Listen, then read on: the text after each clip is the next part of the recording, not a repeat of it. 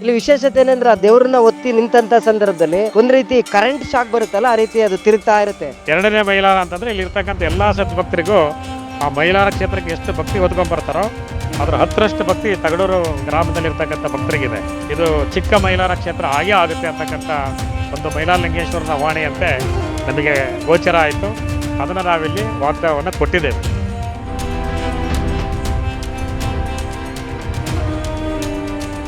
ಇದು ಎರಡನೇ ಚಿಕ್ಕ ಮೈಲಾರ ಆಗುತ್ತೆ ಅಂತ ನೀವು ಅವತ್ತಿಂದ ಇವತ್ತವರೆಗೂ ಕೂಡ ಇಲ್ಲಿ ಪೂಜಾ ಕೈಕರ್ಯಗಳನ್ನು ಮಾಡ್ಕೊ ಬರ್ತಿದ್ದೀರಾ. ಏನು ಅನ್ಸುತ್ತೆ ಅವ್ರ ವಾಣಿಯನ್ನು ಕೇಳಿದ ನಂತರ? ನಾನು ಯಾವುದೋ ರೀತಿ ವ್ಯಕ್ತಿ ಆಗ್ತೀನಿ ಅಂತ ತಿಳ್ಕೊಂಡೆ, ಆದರೆ ಈ ರೀತಿ ಅದು ಫಲಿಸ್ತದೆ ನನಗೆ ಗೊತ್ತಿರಲಿಲ್ಲ. ಹಾಗೆ ಇದು ಫಲಿಸ್ತು. ಅವರು ಗುರುಗಳು ಬಂದು 25 ಸಂದಿ ಪಾದ ಹೊರಿದ್ರು. ಇದು ಎರಡನೇ ಮೈಲಾರ ಆಗುತ್ತೆ, ಒಂದು ಜಾತ್ರೆ ಆಗುತ್ತೆ ಅಂತ ಹೇಳಿದಂಥ ವಿಷಯಗಳಿಗೆ ಹೇಳಿದರು. ಅದು ಇವತ್ತು ಕಂಡು ಬರುತ್ತೆ.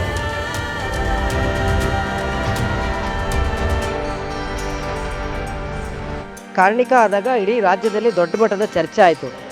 ಕಂಬಳಿ ಬೀಸೆತಲೆ ಅಂತ ಹೇಳಿದಂಥ ಸಂದರ್ಭದಲ್ಲಿ ಸಿದ್ದರಾಮಯ್ಯನವರು ಮುಖ್ಯಮಂತ್ರಿ ಆಗ್ತಕ್ಕಂಥ ಮುನ್ಸೂಚನೆಯ ಕಾರ್ಣಿಕ, ಆ ಕಂಬಳಿಯನ್ನು ಹೊದ್ಕೊಳ್ತಕ್ಕಂಥ ಸಮುದಾಯದಿಂದ ಸಿದ್ದರಾಮಯ್ಯನವರು ಬಂದಿದ್ದಾರೆ ಅನ್ನೋ ರೀತಿಯಲ್ಲಿ ಅರ್ಥೈಸಲಾಯಿತು. ದೊಡ್ಡ ಮಟ್ಟದ ಚರ್ಚೆ ಆಯಿತು. ಬಹಳ ಪರಿಶುದ್ಧ ಹಸ್ತವನ್ನು ಉಳ್ಳುವಂಥ ವ್ಯಕ್ತಿ ಈ ರಾಜ್ಯದ ಮುಖ್ಯಮಂತ್ರಿ ಆಗ್ತಾರೆ ಅಂತಕ್ಕಂಥದ್ರಲ್ಲಿ ಸಂದೇಹ ಇಲ್ಲ.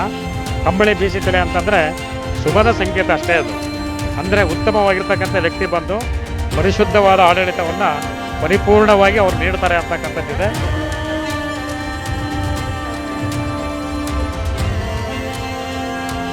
ಆ ಭಗವಂತನ ಒಂದು ಮಹಿಮೆ ಇಲ್ಲೇನೋ ಎಡಕ್ಕೆ ಸುಡ್ತು, ಅದು ಮೈ ಮೇಲೆ ದೇವರು ಬತ್ತು ಕುಣಿತು ಮಾಡ್ತು ಆ ಥರಗಳೇನಿಲ್ಲ. ಆ ಭಗವಂತನ ದೃಷ್ಟಿ ಅದು ಉತ್ಸವದಲ್ಲಿ ಆಗುತ್ತೆ.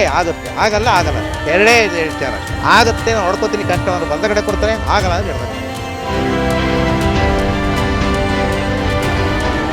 ಇದನ್ನು ಯಾರು ನಂಬ್ಕೊಂಡು ಬರ್ತಾರೋ ಅವ್ರಿಗೆ ಪ್ರತಿಯೊಬ್ಬರಿಗೂ ಒಳ್ಳೇದಾಗೇ ಆಗುತ್ತೆ ಅನ್ನೋದನ್ನು ನಾನು ನಂಬ್ಕೊಂಡು ಹೇಳಿದ್ದೀನಿ. ಆಮೇಲೆ ಯಾವ ರಾಜಕಾರಣಿ ಆದ್ರೇನು, ಯಾವ ದೊಡ್ಡ ಮನುಷ್ಯ ಆದ್ರೇನು, ಬಡವ ಆದ್ರೇನು, ಬಲ್ಲಿದ ಆದ್ರೇನು ತಾರತಮ್ಯ ಇಲ್ಲದಂಗೆ ಎಲ್ರಿಗೂ ನಂಬುದಂಥ ಸದ್ಭಕ್ತರಿಗೆ ಎಲ್ರಿಗೂ ಒಳ್ಳೇದಾಗಿದೆ.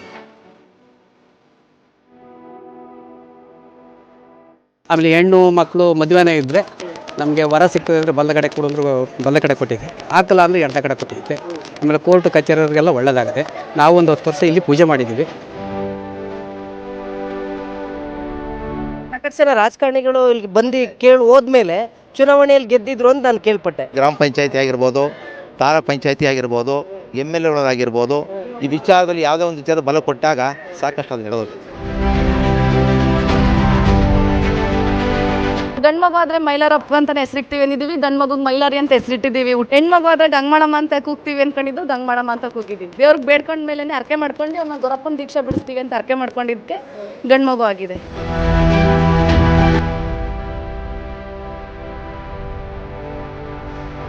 ಆಮೇಲೆ ನಮಗೆ ಯಾವುದೇ ಹಣಕಾಸು ಅಭಿವೃದ್ಧಿ ಇತ್ತಿರಲಿಲ್ಲ. ಎಲ್ಲೋದ್ರೂ ನಮಗೆ ಜೀವನ ಮಾಡೋದೇ ಕಷ್ಟ ಆಗ್ಬಿಟ್ಟಿತ್ತು. ತುಂಬ ಅಂದರೆ ತುಂಬ ಕ್ರಿಟಿಕಲ್ ಆಗ್ಬಿಟ್ಟಿತ್ತು ನಮ್ಮ ಜೀವನ. ಇಲ್ಲಿಗೆ ಬಂದಮೇಲೆ ಎಲ್ಲ ಥರದಲ್ಲೂ ಒಳ್ಳೇದು ಮಾಡಿದ್ದಾನೆ ಭಗವಂತ. ಅವತ್ತು ಬರೀ ಕೈಲಿ ಬಂದ, ಇವತ್ತು ಫುಲ್ ಜಾಬ್ ತುಂಬ ಕಳ್ಸೋನೆ ನನಗೆ ಭಾಗ್ಯವ. ಕೆಂಪೇಗೌಡ ಹಾಸ್ಪಿಟಲ್ ಅಡ್ಮಿಟ್ ಆದೆ, ಬದುಕಕ್ಕಾಗಲ್ಲ ನೀನು ಅಂದರು. ಅಲ್ಲೇ ಮನೆಕೋಸ್ ಸ್ಮರಣೆ ಮಾಡಿದೆ. ಸತ್ರೆ ನಿನ್ನ ಪಾದ, ಬದುಕಿದ್ರೆ ನಿನ್ನ ಪಾದ, ಎರಡೂ ನಿನ್ನ ಪಾದವೇ. ಎರಡರಲ್ಲಿ ನೀನು ಯಾವ್ದು ಉಳಿಸ್ಕೊಂತೀಯ ನೀನು ಉಳಿಸ್ಕೊ, ನಾನು ನಿನ್ನ ಮಗ. ಆದರೆ ತುಂಬ ಜನ ಎಜುಕೇಟೆಡ್ಗಳು, ನಾಲೆಡ್ಜ್ ಇರೋರೇ ಈ ದೇವರ ಭಕ್ತರು ಅಂತ. ಭಕ್ತರು ಅಂದರೆ ಅಲ್ಲಿ ಸತ್ಯ ಇದೆಯಲ್ಲ ಸ್ವಾಮಿ, ಅಲ್ಲೇನು ಒತ್ಕೊಂಡು ಓಡೋದಿಲ್ಲ, ಇಲ್ಲ ಕರೆಂಟ್ ಕೊಟ್ಟು ತಿರ್ಗಿಸೋದಿಲ್ಲ, ಇಲ್ಲ ಬೇಕು ಅಂತ ಎಡಕ್ಕೆ ತಿರುಗಲ್ಲ, ಬಲಕ್ಕೆ ತಿರುಗಲ್ಲ, ಎಡಕ್ಕೆ ತಿರುಗಲ್ಲ. ಅದೇನು ಆಗುತ್ತೆ ಅಂದರೆ ಬಲಕ್ಕೆ ಕೊಡುತ್ತೆ, ಆಗಲ್ಲ ಅಂದರೆ ಎಡಕ್ಕೆ ಕೊಡುತ್ತೆ.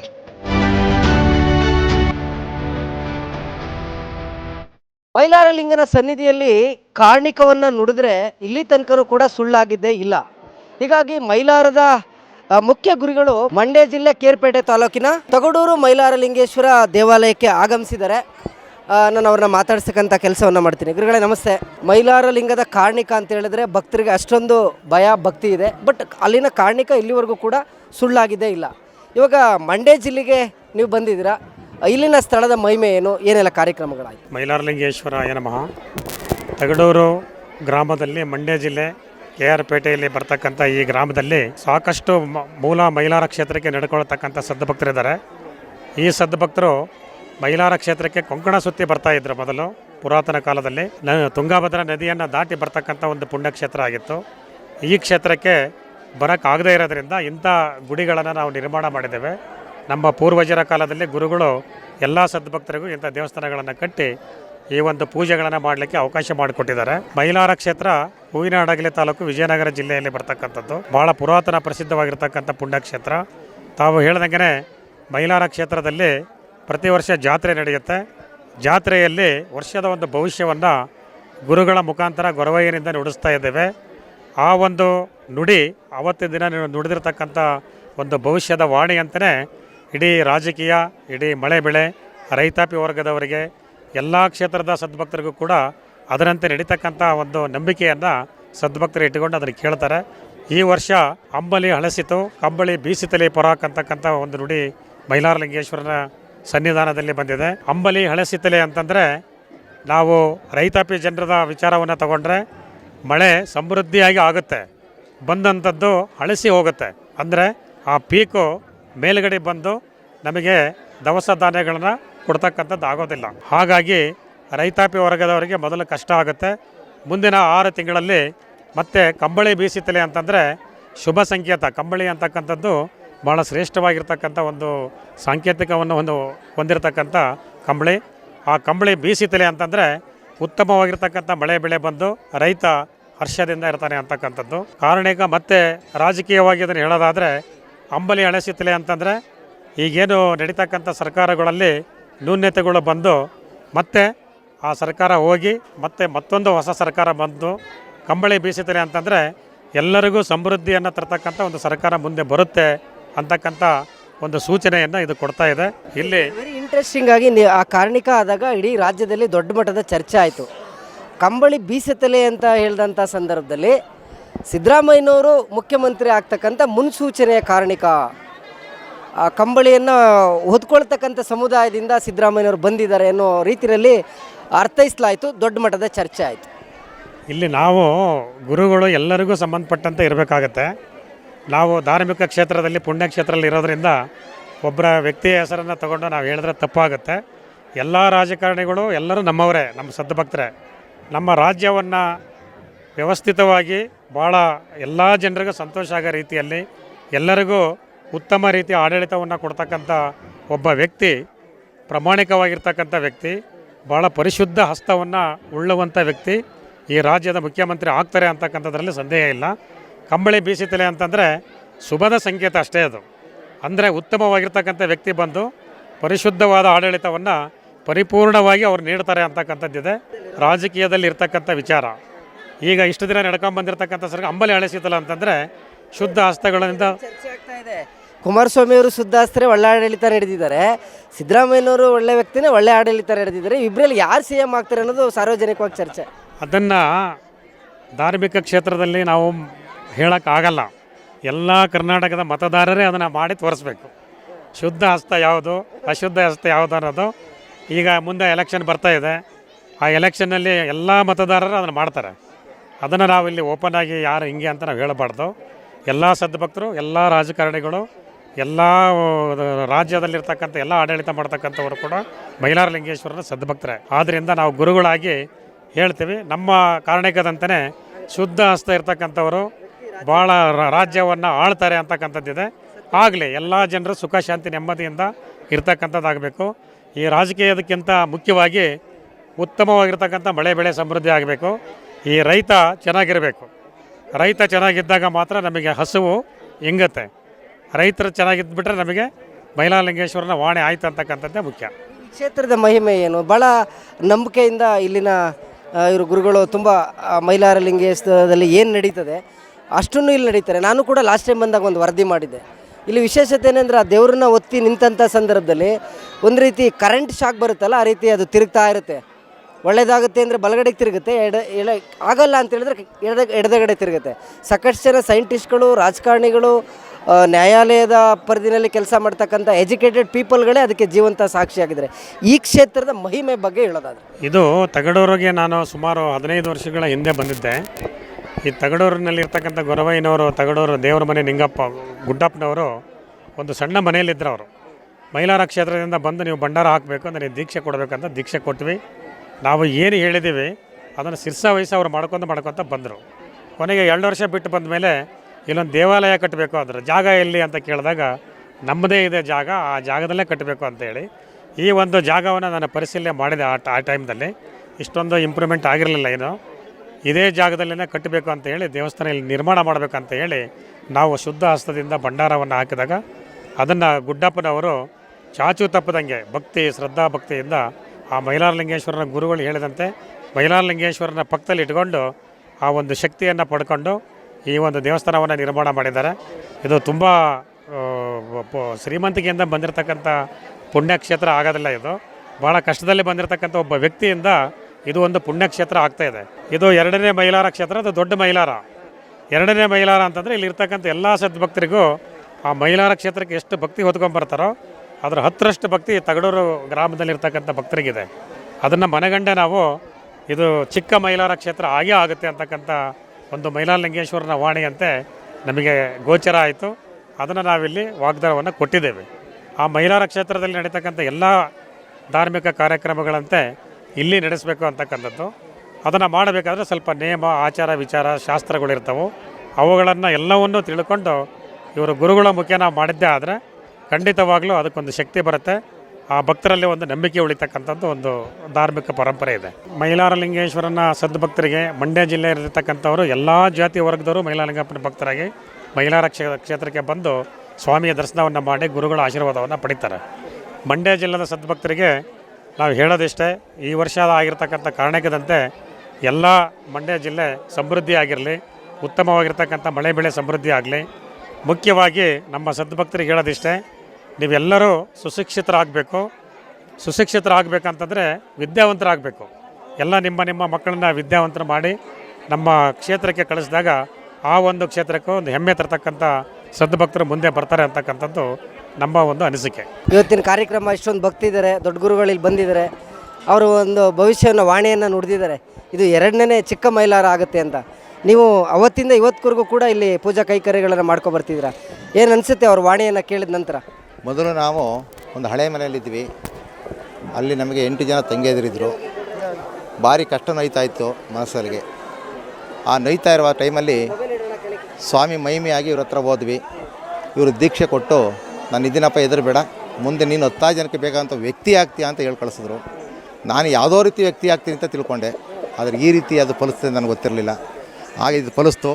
ಅವರು ಗುರುಗಳು ಬಂದು 25 ಸಂದಿಲ್ಲಿ ಒಂದು ಪಾದ ಉರಿದ್ರು. ಇದು 2ನೇ ಮೈಲಾರ ಆಗುತ್ತೆ, ಒಂದು ಜಾತ್ರೆ ಆಗುತ್ತೆ ಅಂತ ಹೇಳಿದಂಥ ವಿಷಯಗಳಿಗೆ ಹೇಳಿದರು. ಅದು ಇವತ್ತು ಕಂಡು ಬರ್ತಾ ಇದೆ. ಈಗ ನಮಗೆ ಉತ್ಸವದಲ್ಲಿ ಭಯಂಕರವಾದ ಶಕ್ತಿ ಇದೆ. ಅದು ನಮ್ಮ ಗುರುಗಳ ಆಶೀರ್ವಾದನೆ. ಉತ್ಸವದಲ್ಲಿ ಅದು ಮಹಿಮೆ ಆಗ್ತಾಯಿತ್ತು. ಮಹಿಮೆ ಆಗ್ತಾ ಇದೇ ಗುರುಗಳು ಹಿಂದೆ ನನಗೆ ಒಂದು ಸಾರಿ, ಇದು ಕಲಿಯುಗ, ಮಹಿಮೆ ಆಗೋದು ಬೇಡ, ಒಂದು ಉತ್ಸವಕ್ಕೆ ನಾನು ದೃಷ್ಟಿ ಕೊಡೋಂಥ ಭಗವಂತ ಕೊಡ್ತಾನೆ, ಅದರ ಉತ್ಸವದಲ್ಲಿ ಆಧಾರ ಮಾಡ್ಕೊಂಡು ಅದು ರಾಜಕೀಯ ವಿಚಾರದಲ್ಲಿ ತಗೊಂಡಾಗ ಗೆಲ್ತೀನಿ ಅಂದರೆ ಬಲದ ಕಡೆ ಕೊಟ್ಟೇ ಕೊಡುತ್ತೆ, ಸೋಲ್ತೀನಿ ಅಂದರೆ ಎಡದ ಕಡೆ ಕೊಡುತ್ತೆ. ಅದು ಒಂದು. ಅದು ಬಲದ ಕಡೆ ಕೊಟ್ಟಂಥ ಕೆಲಸ ಯಾವುದೂ ಫೇಲ್ಯೂರ್ ಆಗೇ ಇಲ್ಲ. ಸಾಕು ಬೇಜಾನ್ ಉದಾಹರಣೆ ಇರೋಂಥ ಭಕ್ತಾದಿಗಳಿದ್ದಾರೆ, ಅವ್ರನ್ನೇ ಕೇಳಿ ತಿಳ್ಕೊಬೋದು ನೀವು. ಆ ಭಗವಂತನ ಒಂದು ಮಹಿಮೆ ಇಲ್ಲೇನೋ ಎಡಕ್ಕೆ ಸುಡ್ತು, ಅದು ಮೈ ಮೇಲೆ ದೇವ್ರು ಬತ್ತು ಕುಣಿತು ಮಾಡ್ತು ಏನಿಲ್ಲ. ಆ ಭಗವಂತನ ದೃಷ್ಟಿ ಅದು ಉತ್ಸವದಲ್ಲಿ ಆಗುತ್ತೆ, ಆಗಲ್ಲ ಅಷ್ಟೇ. 2 ವಿಚಾರ ಅಷ್ಟೇ. ಆಗುತ್ತೆ, ನಾನು ಹೊಡ್ಕೋತೀನಿ, ಕಷ್ಟ ಅಂದ್ರೆ ಬಲದ ಕಡೆ ಕೊಡ್ತಾನೆ, ಆಗಲ್ಲ ಅಂದರೆ ಎಡದ ಕಡೆ ಕೊಡ್ತಾನೆ. ಸಾಕಷ್ಟು ಜನ ಭಕ್ತರು ಬರ್ತಾರೆ. ನಾವು ದೇವಸ್ಥಾನಕ್ಕೆ ಜಾಸ್ತಿ ಕಾಣಿಕೆ ಕೊಡ್ತೀವಿ ಅಥವಾ ದೇವಸ್ಥಾನದ ಅಭಿವೃದ್ಧಿಗೆ ಹಣ ಕೊಡ್ತೀವಿ, ಬಸ್ ಅಂದ್ರೆ ಆಗುತ್ತಾ? ಅದು ಇಲ್ಲ, ಅದಾಗಲ್ಲ. ಅವನು ಭಕ್ತಿಯಿಂದ ಬೇಡ್ಕೊಂಡ್ರೆ ಮಾತ್ರ ಅದಾಗ್ಬೋದು. ಸುಮ್ಮನೆ ದುಡ್ಡು ಕಾಸ್ಕಲ್ಲ, ಅದೇನು ಆಗಲ್ಲ. ಕಠೋರವಾಗಿ ಸಿಗ್ತಿದೆ. ಆಗನೇದು ಎಲ್ಲ ಬೇಕಾದ್ರೆ ಮಾಡ್ಬಿಡ್ಬೋದು ಆ ಕೆಲಸ. ದುಡ್ಡು ಕೊಟ್ಟು ಬಲಕ್ಕೆ ತಿರ್ಸ್ಕೊಂಡು ಹೋಗ್ಬೋದು ಅಲ್ವರ, ಅದಾಗಲ್ಲ. ದುಡ್ಡು ಇಂಪ್ಲೆನ್ಸ್ ಏನು ನಡೆಯಿಲ್ಲ. ಅವನದೇ ಆದ ಭಕ್ತಿ, ಅವನದೇ ಆದ ದೃಷ್ಟಿ, ಗುರುಗಳು ಏನು ಕೊಟ್ಟಿದ್ದಾರೆ ವಚನ ಅದನ್ನೇ ನಡೀತಾ ಇದೆ ಹೊರತು ಅದು ಬಿಟ್ಟು ಏನೂ ಇಲ್ಲ. ಯಾರಿಗೇನು ಯಾರು ಬೇಕಾದ್ರೂ ಬರ್ಬೋದು, ಎಲ್ಲ ಯಾರು ಬೇಕಾದ್ರೂ ದರ್ಶನ ಮಾಡ್ಕೊಂಡು. ಬೇರೆ ದೇವಸ್ಥಾನಗಳಲ್ಲಿ ಶ್ರೀಮಂತರಿಗೂ ಒಂದು ಟಿಕೆಟ್ ಕೌಂಟರ್ ಇರುತ್ತೆ, ಬಡವ್ರಿಗೆ ಮಾಮೂಲಿ ಇರುತ್ತೆ, ದುಡ್ಡು ಕೊಟ್ಟವ್ರಿಗೆ ಜಾಸ್ತಿ ವಿಶೇಷವಾದ ಪೂಜೆ ಇರುತ್ತೆ. ಆ ಥರನ ಇಲ್ಲಿ ಎಲ್ಲರೂ ಒಂದೇ ಸಮಾನ. ಇಲ್ಲಿ ನಾವು ದುಡ್ಡು ಕೊಟ್ಟವ್ರು ಒಂದು, ದುಡ್ಡು ಕೊಡದೇ ಇರೋರು 2 ಅಂತ ಏನು ಇಟ್ಕೊಂಡಿಲ್ಲ. ಎಲ್ಲರಿಗೂ ನಮ್ಮ ಗುರುಗಳು ಏನು ಭಂಡಾರ ಕೊಟ್ಟಾರೋ ಆ ಭಂಡಾರ ಕೊಡ್ತೀವಿ, ಅವ್ನು ಕೇಳ್ತೀವಿ, ಆಗುತ್ತಾನೆ ಹೊಡ್ಕೋತಾನೆ ಹೋಗಪ್ಪ ಅಂತ ಕಳಿಸ್ತೀವಿ. ಒಡೆಯಲ್ಲ ನಿಮ್ಮ ಮುಂದೆ ಮನೆ ನೋಡಪ್ಪ ಅಂತೀವಿ ಅಷ್ಟೇ. ಸಾಕಷ್ಟು ಜನ ರಾಜಕಾರಣಿಗಳು ಇಲ್ಲಿ ಬಂದು ಕೇಳಿ ಹೋದ್ಮೇಲೆ ಚುನಾವಣೆಯಲ್ಲಿ ಗೆದ್ದಿದ್ರು ಅಂತ ನಾನು ಕೇಳ್ಪಟ್ಟೆ. ಗ್ರಾಮ ಪಂಚಾಯತಿ ಆಗಿರ್ಬೋದು, ತಾಲೂಕ್ ಪಂಚಾಯತಿ ಆಗಿರ್ಬೋದು, MLAಗಳಾಗಿರ್ಬೋದು, ಈ ವಿಚಾರದಲ್ಲಿ ಯಾವುದೇ ಒಂದು ವಿಚಾರ ಬಲ ಕೊಟ್ಟಾಗ ಸಾಕಷ್ಟು ಅದು ನಡೆದೋಗಿದೆ. ಇದಕ್ಕೆ ಹೋದ ಸಾರಿಲಿ ನಾವು ನಾರಾಯಣಗೌಡನ ಬಗ್ಗೆ ಕೇಳಿದ್ವಿ, ಮಿನಿಸ್ಟ್ರು. ನಾವು ಕಾಂಗ್ರೆಸ್ ಕಡೆ ಇದ್ವಿ ಆ ಟೈಮಲ್ಲಾಗ. ನಾವು ಕೇಳಿದಾಗ ಅದೇನಾಯಿತು, ಬಡ್ದ ಕಡೆ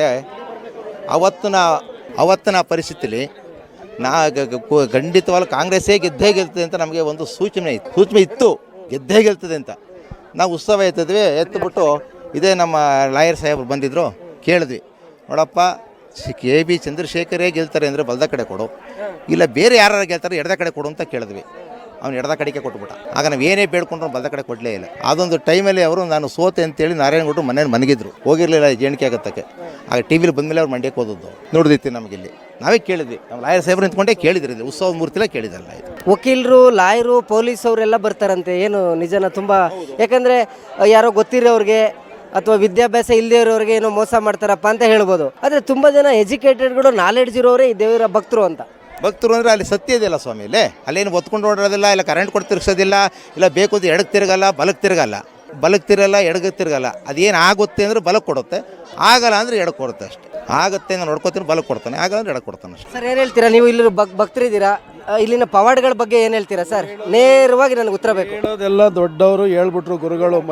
ಮೈಲಾರ ಕ್ಷೇತ್ರದ ಗುರುಗಳೇ ಹೇಳಿದ್ದಾರೆ, ಮೈಲಾರ ಕ್ಷೇತ್ರದ ಗುರುಗಳೇ ಹೇಳಿದ್ದಾರೆ. ಇದು ಎರಡನೇ ಮೈಲಾರ ಪಟ್ಟಣ ಅಂತ ಹೇಳ್ಬಿಟ್ರು. ಈಗ ಅವ್ರ ಬಾಯಲ್ಲಿ ಬಂದ್ಬಿಡ್ತು, ದೊಡ್ಡ ಮೈಲಾರ ಅದು, ಎರಡನೇ ಮೈಲಾರ ಇದು ಅಂತ ಹೇಳಿದ್ರು.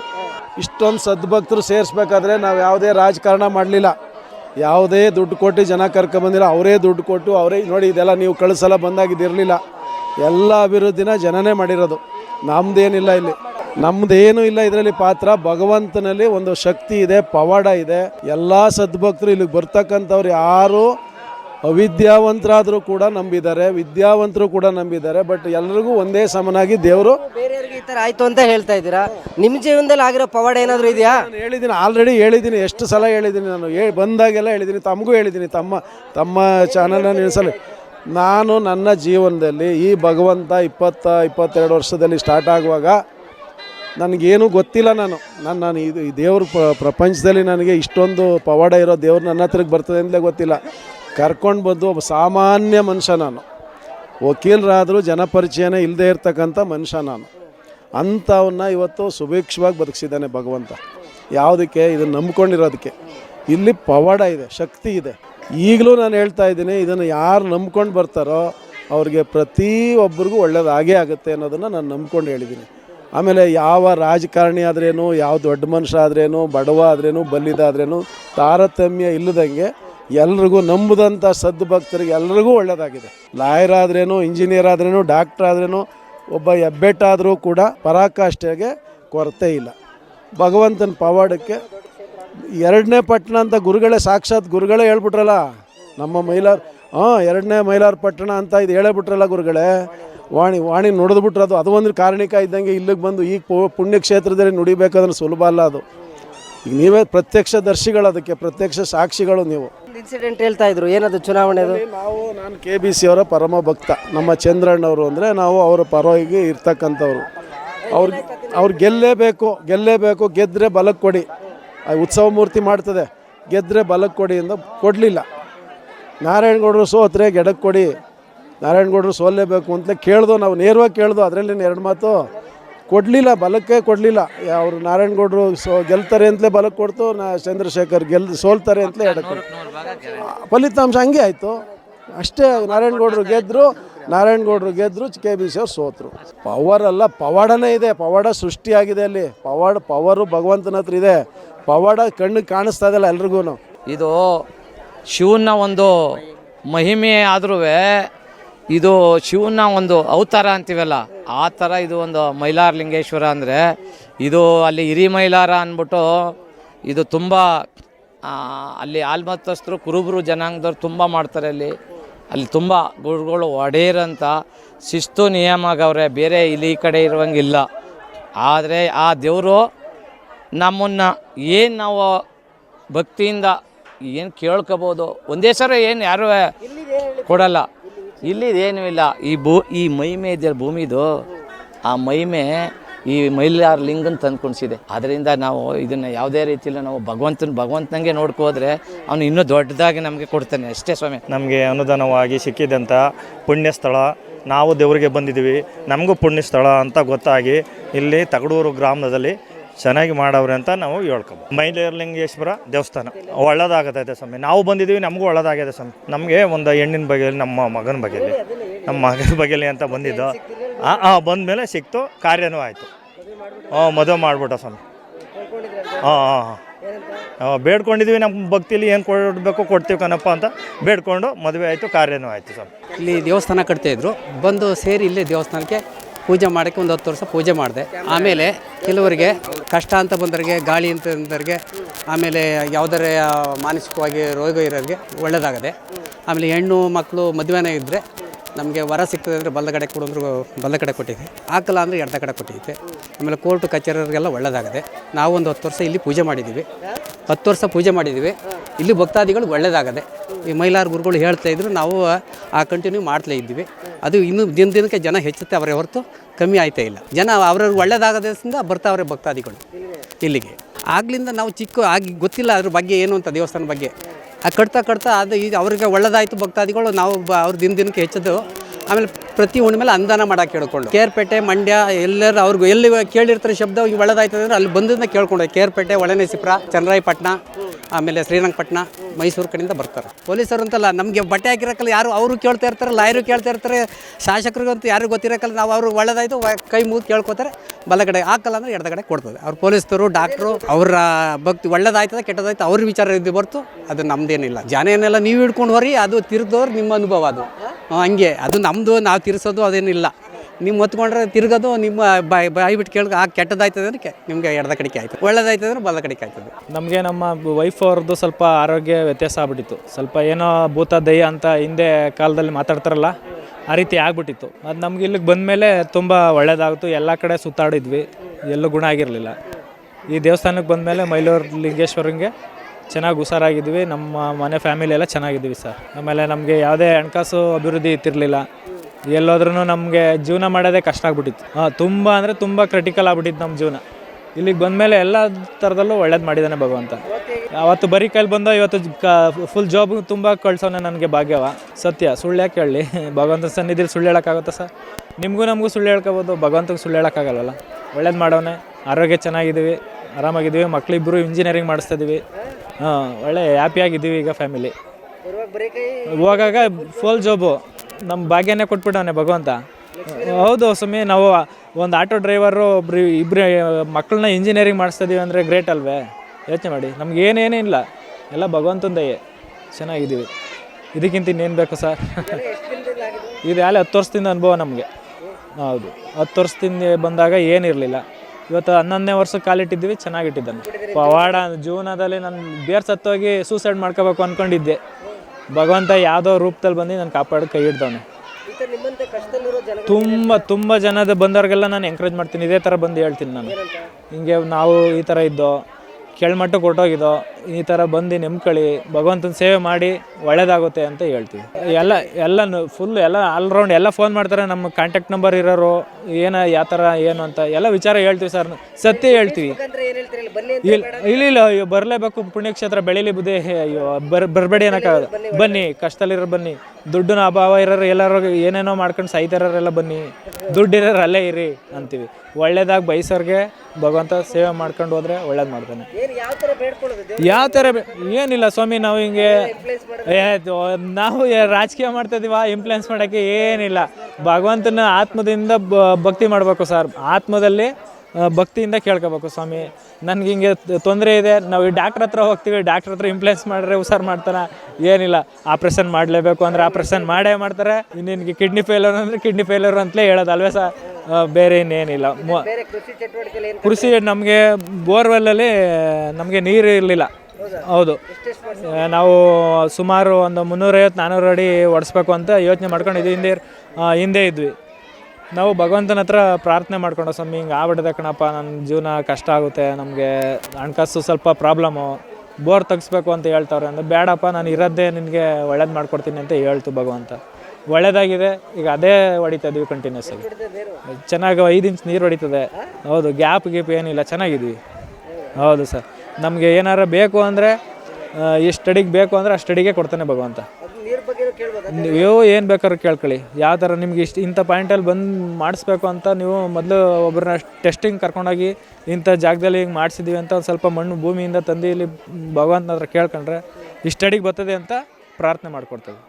ಆದರೆ ನಮ್ಮ ಜೀವನದಲ್ಲಿ ನಾನಾ ಕಷ್ಟಗಳಿತ್ತು. ಆಕ್ಸಿಡೆಂಟ್ ಆಗಿ ಈ ಥರ ನಮ್ಮ ಪರಿಸ್ಥಿತಿ ಆಯಿತು. ಅಂದರೆ ಒಂದು ಹುಡುಗಿ ಕೊಡಬೇಕಾಗಲಿ ಜನ ಈಗಿನ ಕಾಲ ಜನ ಹಿಂದೆ ಮುಂದೆ ನೋಡ್ತಾ ಇದ್ದಾರೆ. ಅದಕ್ಕೋಸ್ಕರ ಬೇಡಕ್ಕೆ ಅಂತ ಬಂದೀವಿ. ಬಲ್ದ ಕಡೆಗೆ ಕೊಡ್ದೈತೆ, ಇಲ್ಲಿ ಜನಗಳ ಹೇಳೋ ಪ್ರಕಾರ ಬಲ್ದ ಕಡೆಗೆ ಆಗೈತೆ. ಅದು ಹೋಗಿ ನನ್ನ ಕೇಸಿನ ಬಗ್ಗೆ ಕೇಳಕ್ಕೆ ಬಂದು ಕೋರ್ಟು ಆಕ್ಸಿಡೆಂಟು ಪೇಮೆಂಟ್ ಇದಾಗಬೇಕಾಗಿತ್ತು, ಸ್ಪಾನ್ಸರ್ ಸಿಗಬೇಕಾಯಿತು. ಅದು ಒಳ್ಳೆಯದಾಗಿದೆ. ಇಲ್ಲಿ ಬಂದಮೇಲೆ 5 ತಿಂಗಳಿಗೆ ಇಲ್ಲಿಗೆ ಬಂದು 5 ತಿಂಗಳಿಗೆ ನಮ್ಮ ಕೋರ್ಟೆಲ್ಲ ಡಿಸೈಡ್ ಆಗಿ ಒಳ್ಳೆ ಜಡ್ಜ್ಮೆಂಟ್ ಸಿಕ್ಕೈತೆ. 22 ಲಕ್ಷ ಕೇಸ್ ಆಗೈತೆ. 22 ಲಕ್ಷ ದುಡ್ಡು ಪೇಮೆಂಟ್ ಆಗೈತೆ, ಜಡ್ಜ್ಮೆಂಟ್ ಆಗೈತೆ.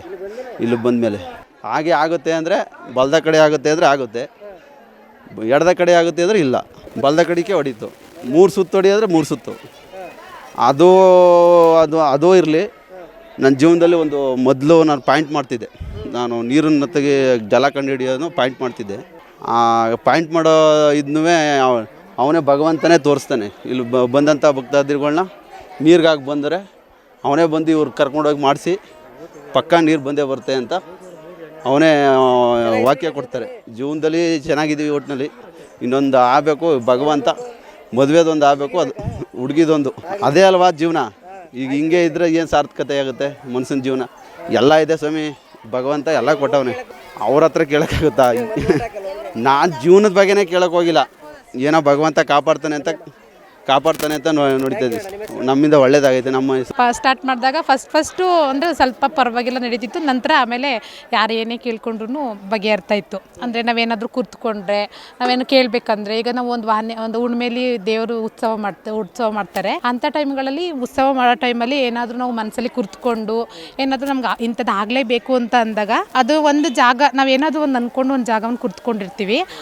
ಅದು ನಾವು ಮನಸ್ಸಲ್ಲಿ ಅಂದ್ಕೊಂಡಿದ್ರು ಅದು ನಾವೆಲ್ಲಿ ಏನು ಅಂದ್ಕೊಂಡಿರ್ತೀವೋ ಅದು ಆಗುತ್ತೆ ಅನ್ನೋದಾದರೆ ನಾವು ಯಾವ ಜಾಗ ಕೂರ್ತಿರ್ತೀವೋ ಆ ಜಾಗದಲ್ಲಿ ಹೋಗಿ ನಿಲ್ಲುತ್ತೆ ದೇವರು. ಹೌದು, ಆಗಿದೆ. ಮತ್ತು ನಾವು ಏನಾದರೂ ಮನಸ್ಸಲ್ಲಿ ಅಂದ್ಕೊಂಡ್ರೆ ಅದು ಹಾಗೇ ಆಗುತ್ತೆ ಅನ್ನೋದಾದರೆ ಅದು ಬಲಗಡೆ ತಿರುಗುತ್ತೆ. ಅದು ಆಗೋದಿಲ್ಲ ಅಂತ ಒಂದ್ಸಲ ಏನಾರು ಇದಾದರೆ ಅದು ಎಡಗಡೆ ನಾವು ಎಷ್ಟೇ ಸಲ ಕೇಳಿದ್ರು ಒಂದ್ಸಲ ಅದು ಆಗಲ್ಲ ಅಂದರೆ ಅದು ಎಡಗಡೆನೇ ತಿರುಗುತ್ತೆ ಹೊರತು ಬಲಗಡೆ ಯಾವುದೇ ಕಾರಣಕ್ಕೂ ಕೊಡೋದಿಲ್ಲ ಅದು.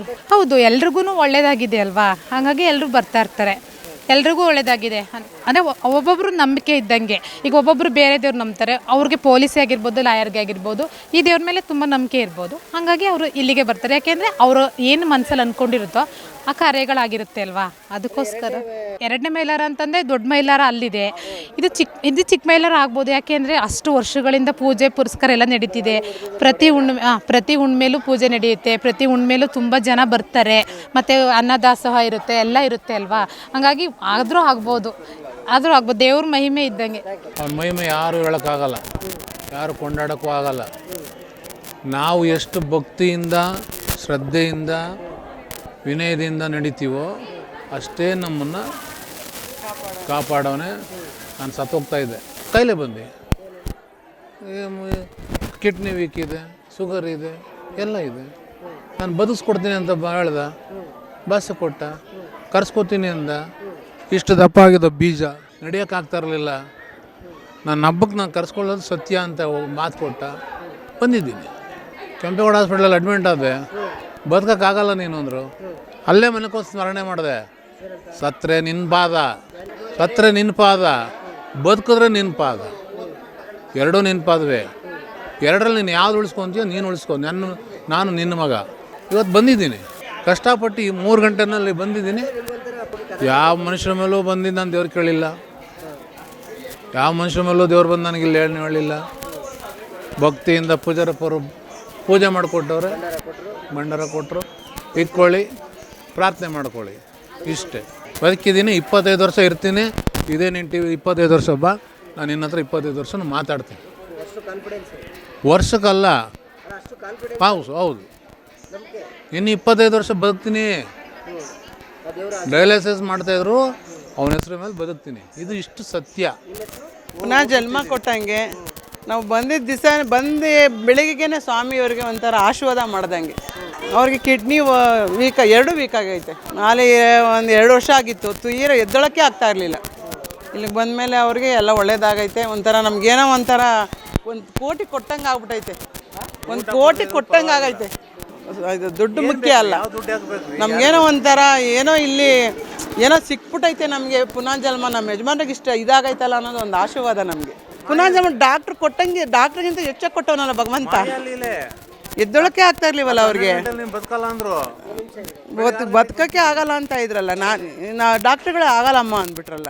ನಾನು 5 ದಿವಸದಲ್ಲಿ 1,80,000 ದುಡ್ಡು ಕಟ್ಟಿದ್ದೀನಿ ಹಾಸ್ಪಿಟ್ಲಲ್ಲಿ. ಕೋಮಾಗ ಹೋಗ್ಬಿಟ್ಟಿದ್ರು.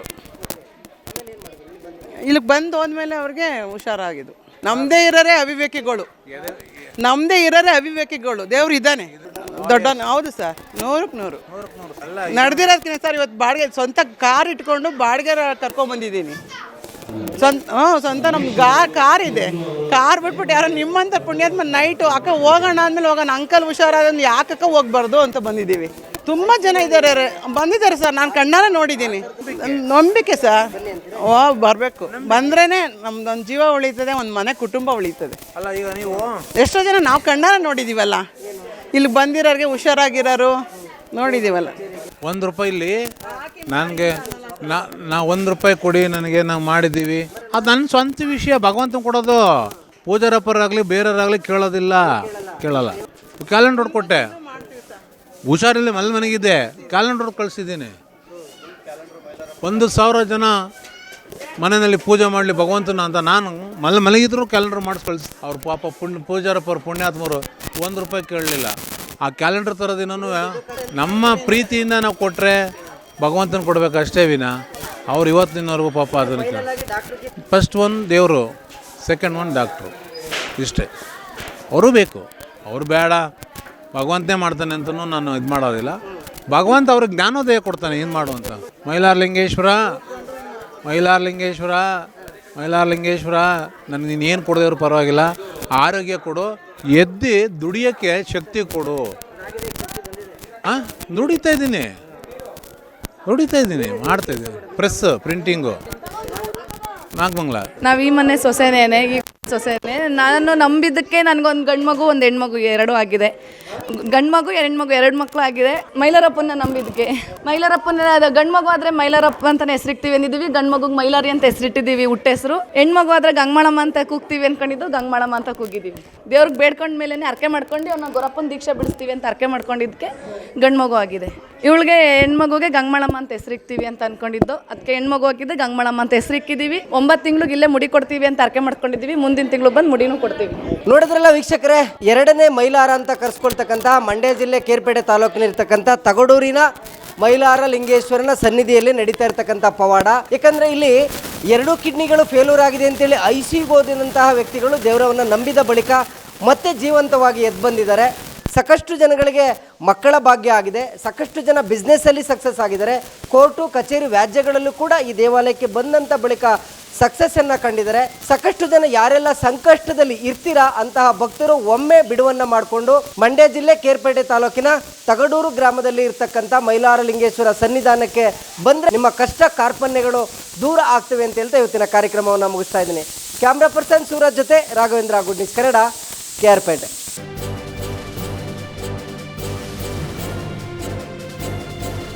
ಇದು ಮಾನವೀಯ ಸಂದೇಶದ ಜನವಾಹಿನಿ.